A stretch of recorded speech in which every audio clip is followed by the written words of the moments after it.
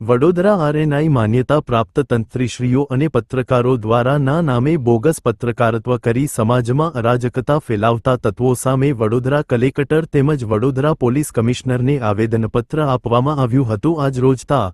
1/1/2025ને બુધવારના રોજ વડોદરાના આરએનઆઈ માન્યતા પ્રાપ્ત તંત્રીશ્રીઓ મોટી સંખ્યામાં ભેગા થઈને વડોદરા શહેરમાં એમએસએમઈ દ્વારા ખોટી રીતે બની બેઠેલા પત્રકારોના વિરુદ્ધમાં વડોદરા શહેર પોલીસ કમિશનરશ્રી તેમજ જિલ્લા કલેક્ટરશ્રીને આવેદનપત્ર આપી રજૂઆત કરવામાં આવી હતી।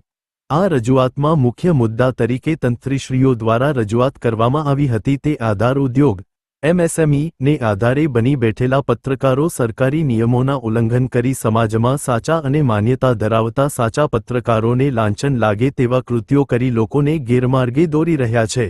ખોટી રીતે તેમના વેહિકલ, બાઇક, 4 વ્હીલર પર પ્રેસ મીડિયાના 2025નો પહેલા દિવસે નવા વર્ષના બધા જ મિત્રો ભાઈઓને અને શહેરીજનોને અમારા પત્રકાર પરિષદના સંઘના જેટલા બી છે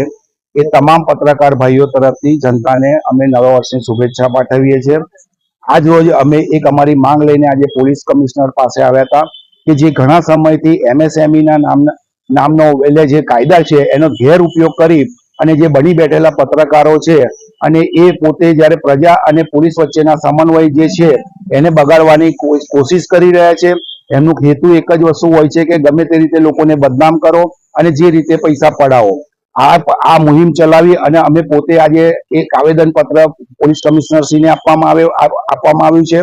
અને અમારી એક જ માંગ છે કે આવા પત્રકારોને તમે કોઈ પણ રીતે કાયદાકીય રીતે તમે એક ડ્રાઈવ ચલાવી અને આવા પત્રકારોને ખુલ્લા પાડો જેથી જે સાચા પત્રકારો છે જે પોતે લાયસન્સ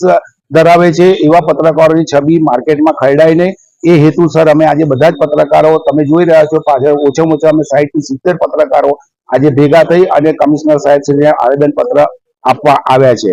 વધુમાં એક જ વસ્તુ જણાવીએ છીએ કે જો આગામી સમયમાં આ સિલસિલો ચાલુ રહેશે તો અમે તમામ પત્રકારો એક ઉગ્ર આંદોલન સાથે અમે આગળ વધીશું અને આવા લોકોને આવા પત્રકારો જે આ કાર્ય કરી રહ્યા છે એઓને ખુલ્લા પણ પાડીશું તેવી અમે એક નેમ અને ટેક સાથે હવે આગળ વધી રહ્યા છે। જય હિન્દ। આજરોજ નવું વર્ષની શરૂઆત અને આરએનઆઈ માન્ય પત્રકારોની એક નવી ઝુંબેશની શરૂઆત। આરએનઆઈ લાયસન્સ ધારક પત્રકારો બધા ભેગા થઈ અને એક ઝુંબેશ ચલાવે છે કે વડોદરા શહેરમાં સમગ્ર રાજ્યની સાથે વડોદરા શહેરમાં એમએસએમઈ એટલે કે આધાર ઉદ્યોગના આધારે જે રીતે ખોટી પત્રકારત્વ પોતે જાતે મેળવીને એમને કોઈ આપી નથી એ જાતે પત્રકાર બનીને પોતાની ગાડી પર સરકારના નિયમો વિરુદ્ધ ગાડી પર મીડિયા પ્રેસ લખીને સ્ટીકરો મારી તદુપરાંત એમએસએમઈ નામે ધ્યાનપૂર્વક જોતા એવું અમને માલુમ પડ્યું કે આધાર ઉદ્યોગના લાયસન્સમાં તો કોઈ પણ ધંધાના માલિક લખી શકાય, ઓનર લખી શકાય। અહીંયા એક નવું આવી ગયું કે એડિટર એન્ડ ચીફ લખે છે અને એ જ આધાર ઉદ્યોગના આધારે લાયસન્સ કઢાવી બીજા અન્ય પત્રકારો બનાવે છે। પત્રકારો બનાવવાની સાથે એ 2500 રૂપિયા 3000 કાર્ડ વેચીને પત્રકાર બનાવે છે અને તેવી જ રીતે આવી પ્રવૃત્તિ કરવાથી સરકારને આર્થિક નુકસાન પણ પહોંચે છે। આ નુકસાન પહોંચે છે તેવું અમને ધ્યાન દેતા અમે આજરોજ સરકારને નુકસાન ના પહોંચે, આરએનઆઈ સર્ટિફિકેટ ધરાવતા પત્રકારોને નુકસાન ના પહોંચે અને